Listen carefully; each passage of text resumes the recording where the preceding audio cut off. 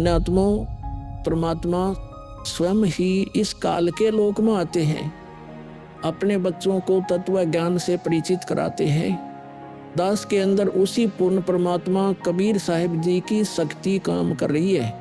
आप सभी पुण्यात्माओं को काल के जाल से निकालने के लिए परमात्मा इस पृथ्वी लोक में फाल्गुन शुक्ल पक्ष एकम विक्रमी संवत 2053 9 मार्च 1997 रविवार के दिन आए और सार नाम व सार शब्द खुलकर देने का आदेश दिया, जिससे आप सभी का मोक्ष हो सके।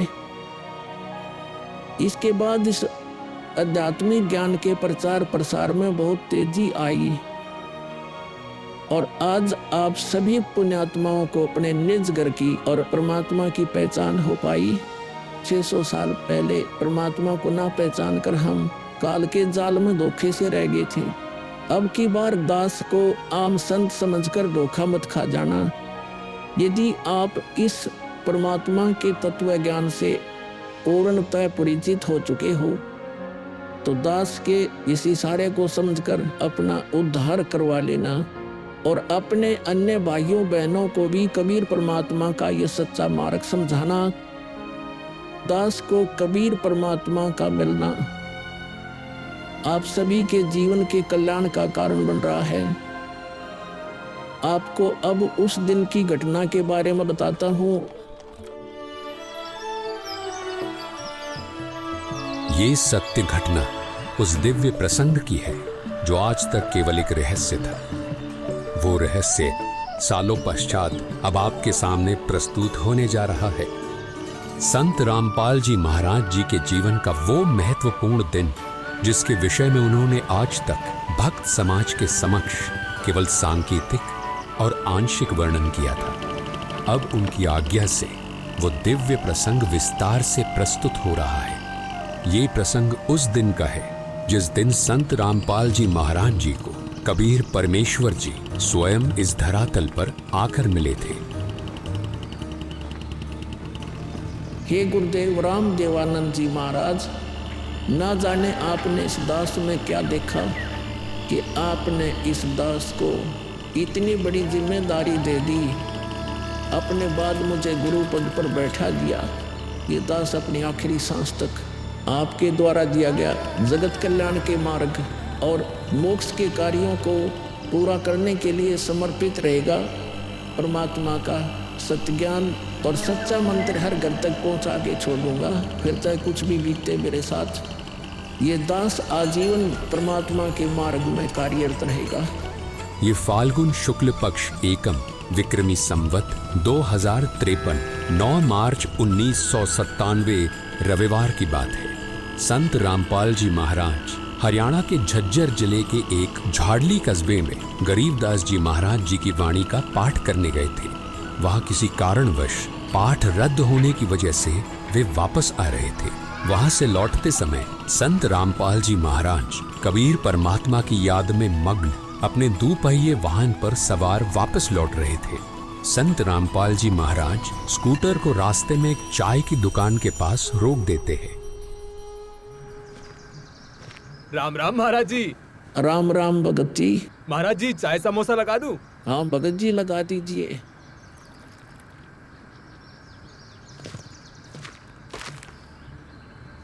इस बोले भगत को भी परमात्मा का तत्व ज्ञान समझाना चाहिए। भगत जी, कबीर परमात्मा की भक्ति करनी चाहिए। मनुष्य जीवन हमें सिर्फ इसीलिए मिलता है। मानुष जन्म दुर्लभ है ये नलन बोरे, जैसे तरवर से पत्ता टूट गिरे वो बोर न लगता ढोरी। भगत जी, इस काल लोक का कोई भरोसा नहीं है, न जाने कब किस पर क्या बिजली गिर जाए। इसलिए कहता हूँ आपको कि कबीर परमात्मा से जुड़ जाओ, नाम दीक्षा लेकर अपना कल्याण करवा लो। वो कबीर परमात्मा यह भी आपकी और आपके परिवार की रक्षा करेगा और मृत्यु के बाद सीधा मोक्ष को प्राप्त कर जाओगे। ठीक कहते हो महाराज जी। ये कबीर परमात्मा ऐसे गंदे लोक में जहाँ आदमी की जिंदगी का पल का भरोसा नहीं, व्यक्ति यहाँ जी कैसे रहा है ना जाने कब क्या हो जाए, कब कौन सी बीमारी हो जाए, कब दुर्घटना हो जाए, कब कोई संसारिक आपदा आ जाए। दाता, आपकी भक्ति के बिना यहाँ किसी को ना सुख मिल सकता है और न ही मोक्ष। ये बात ये बोले जीव कब समझेंगे? आखिर ये अज्ञान अंधेरा कब दूर होगा दाता? आप ही दया करेंगे कबीर परमेश्वर।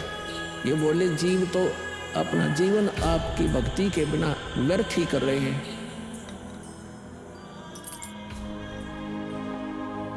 चाय पीने के बाद संत रामपाल जी महाराज मातन हिल की तरफ निकल पड़ते हैं। बिन उपदेश अचंभ है, क्यों जीवत है प्राण, और भक्ति बिना काठोर है, ये नर नहीं पाषाण। आगे चलकर संत रामपाल जी महाराज स्कूटर को एक पुलिये के पास रोक देते हैं। इस पुलिये की खास बात ये थी कि संत रामपाल जी महाराज जी ने इस पुलिये को सिंचाई विभाग में जूनियर इंजीनियर रहते हुए स्वयं बनाया था।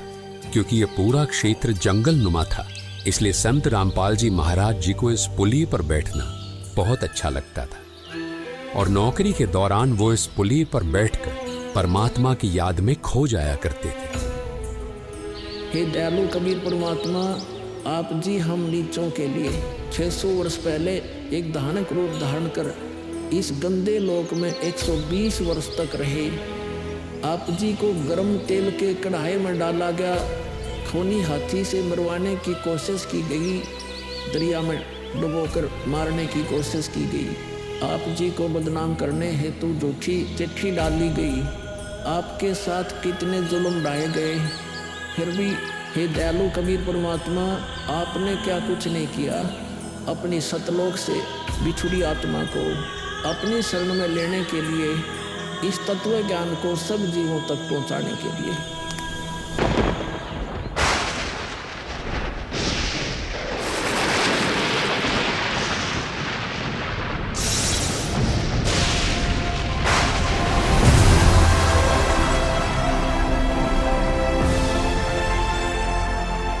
साहेब कबीर आजा आत्मा तोए पुकारती, तेरे हाथ में चाबी हो सतगुरु सतलोक द्वार की।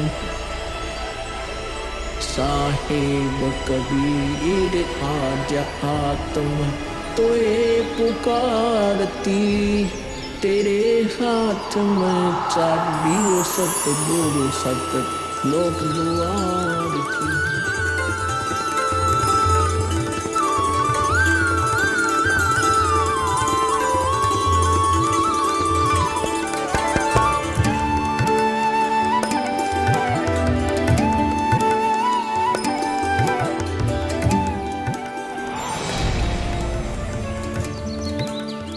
राम राम भगत जी।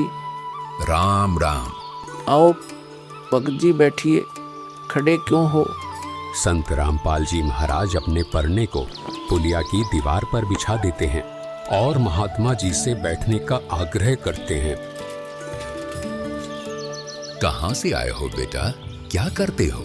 भगत जी, वैसे तो मेरा गांव धनाना है, जिला सोनीपत में पड़ता है। अब एक छोटा सा मकान बनाकर रोहतक में रहता हूँ।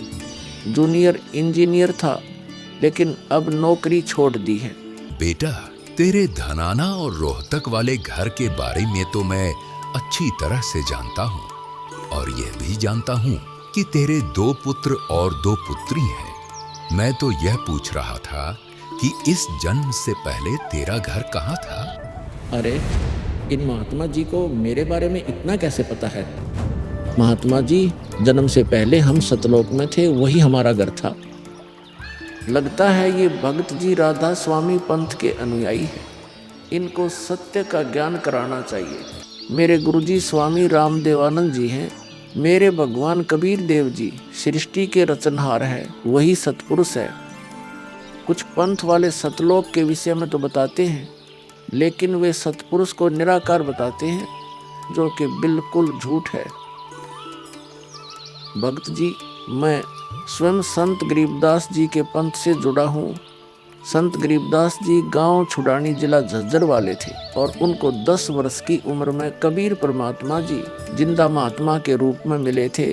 उसके बाद कबीर परमात्मा जी गरीबदास जी की आत्मा को अपने साथ सतलोक ले गए थे और वहाँ की सारी व्यवस्था दिखाकर उन्हें इस धरती पर वापस छोड़ा था। फिर उन्हीं बालक गरीबदास ने सतलोक के बारे में बताया कि ऊपर सतलोक है, वहाँ सारी सुख सुविधा उपलब्ध हैं, सदाबहार बाग हैं, नर नारी की सृष्टि है। वहीं पर एक गुम्मट युक्त महल में कबीर परमात्मा जी सिंहासन पर बैठे हुए हैं और वहीं से कबीर परमात्मा जी इस सृष्टि को चला रहे हैं। हम सब वहीं रहा करते थे, वही हमने जाना है। जो सतलोक में केवल प्रकाश ही प्रकाश बताते हैं उनका ज्ञान गलत है, वे मोक्ष प्राप्त नहीं कर सकते।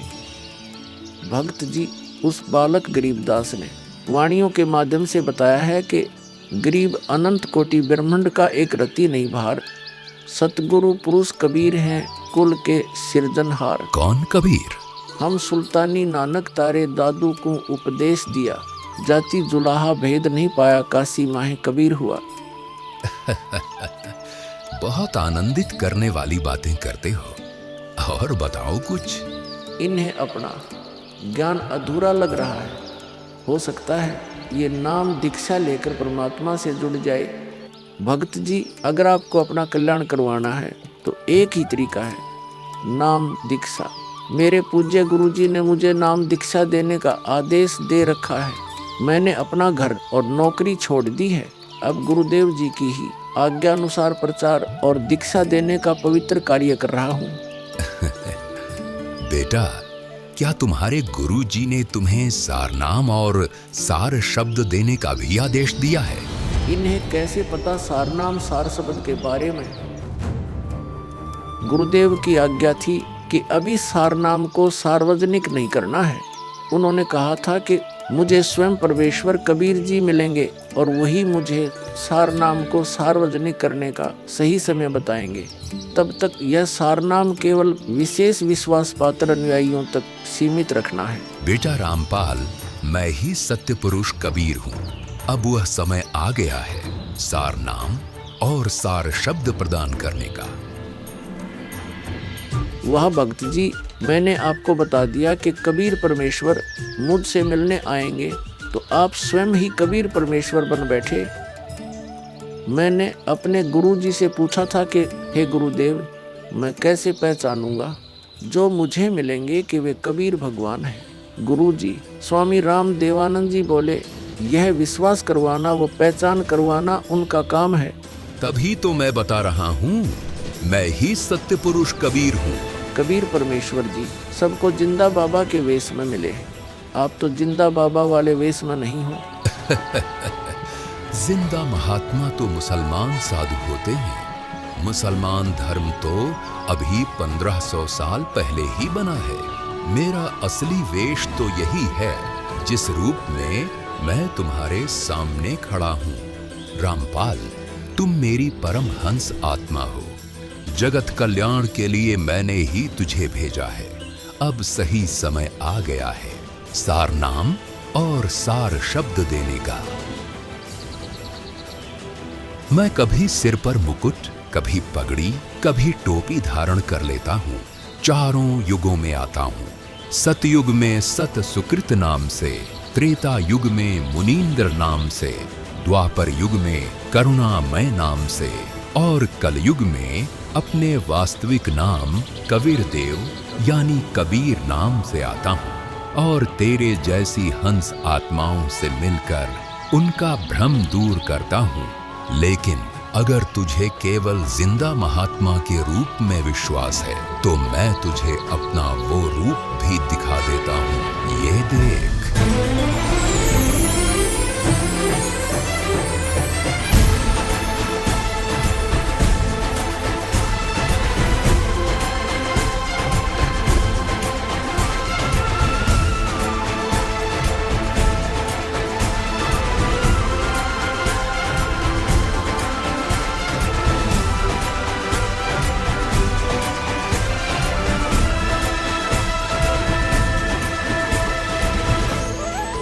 हे परमेश्वर, मुझे क्षमा कर दीजिए।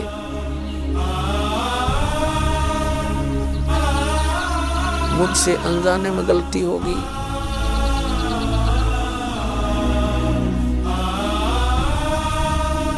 आपने मुझे साक्षात दर्शन दिए और मैं आपको पहचान न सका। मुझे क्षमा कर दीजिए परमपिता। बेटा रामपाल, अब वो समय आ गया है जो मैंने धर्मदास को कहा था कि कलयुग बीते 5500 पांचा, तब यह वचन मेरा होगा साचा। यानी जब कलयुग 5505 वर्ष बीत जाएगा, तब मैं खुद इस धरातल पर आऊंगा और अपने बच्चों को तत्व ज्ञान समझाकर इस काल लोक से सतलोक ले जाऊंगा। बेटा रामपाल, तुम मेरी परमहंस आत्मा हो।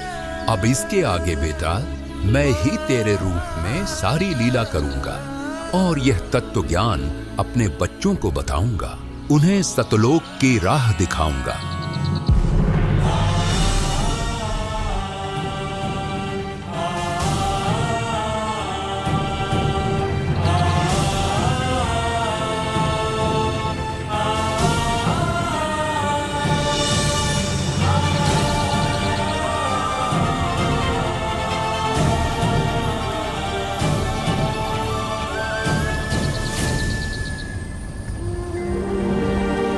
इस प्रकार कबीर परमात्मा संत रामपाल जी महाराज जी को सह शरीर सतलोक भेज देते हैं और अपनी लीला को आगे बढ़ाते हैं। गवी ख्यालवी साल सतगुरु अतल दिगंबर धीर भक्ति हेत काया घर आए अवगत सहत कबीर।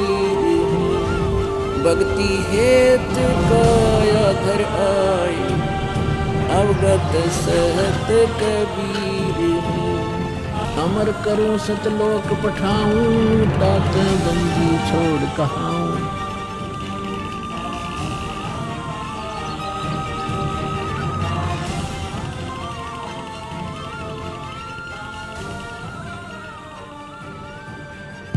इस प्रकार कबीर परमात्मा संत रामपाल जी महाराज जी को सह शरीर सतलोक भेज देते हैं और स्वयं सर्व सृष्टि रचनहार कबीर परमात्मा संत रामपाल जी महाराज जी के रूप में संपूर्ण संसार का उद्धार करने के उद्देश्य से इस पवित्र मिशन पर निकल पड़ते हैं। संत रामपाल जी महाराज जी के रूप में कबीर परमात्मा स्वयं को छिपाए हुए हैं। उनके इस लीला को समझना आम जीव की समझ से बहुत दूर है। एक संत के स्वरूप में परमात्मा के अभिनय की ये अद्भुत सच्चाई भक्त समाज के लिए जानना बहुत जरूरी था। साक्षात कबीर परमात्मा के स्वरूप बंधी छोड़ सद्गुरु रामपाल जी भगवान की जय हो। अब बच्चों, ज्ञान पूरा आ चुका है और वो ठीक का समय आ गया है। गुरु पूरा, ज्ञान पूरा, भगवान पूरा, सब ही नारी नर शुद्ध तक जब ठीक का दिन आवंत कपट चातुरी छोड़ के सरल कबीर गहंत। बच्चों, वो ठीक का दिन आ गए। चारों तरफ डंका बोल गया दाता का। कहाँ उग्र, कहाँ शूद्र हो, चाहे कोई नकम्मा डाकू लटेरा है, चाहे कोई छोटी जाति समझते हो आपको, अरे सबकी भाव पीर परमात्मा वो संत जो मेरा भेजा होगा, भेजा हुआ आएगा, वो सबके दुख दूर करेगा। अरे सबकी भाव पीर सो समान समदृष्टि है समृत सत कबीर। वो एक समान समदृष्टि का है, सबको एक दृष्टि से एक समान प्यार देगा, सबको एक जैसा व्यवहार देगा, एक जैसा सच्चा नाम सतनाम सार शब्द देगा। वो समर्थ सत कबीर ही होगा। बोलो बंदी छोड़ कबीर साहब की जय हो।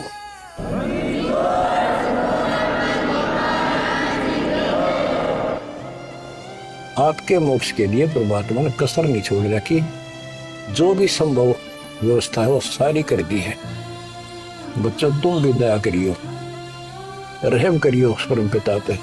बच्चों, आने वाली पीढ़ियां आपको भी याद करा करेंगी, वो तो चांद सूरज रहेंगे, आपका नाम रहेगा कि हमारे कौन माता पिता, कौन दादा परदादा दादी इसे अमृत ज्ञान को हमारे कुल में लाए थे।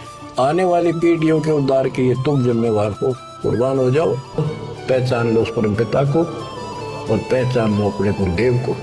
परमात्मा आपको मोक्ष दे, आपको सद्बुद्धि देकर रखे, आपको भगवान की याद बनी रहे, सतलों की याद रहे, काल का कष्ट भी याद रहे, यहाँ भी सुखी रहो, सतलोक में सदा सुखी हो जाए। ये दास का आशीर्वाद है। सत साहिब।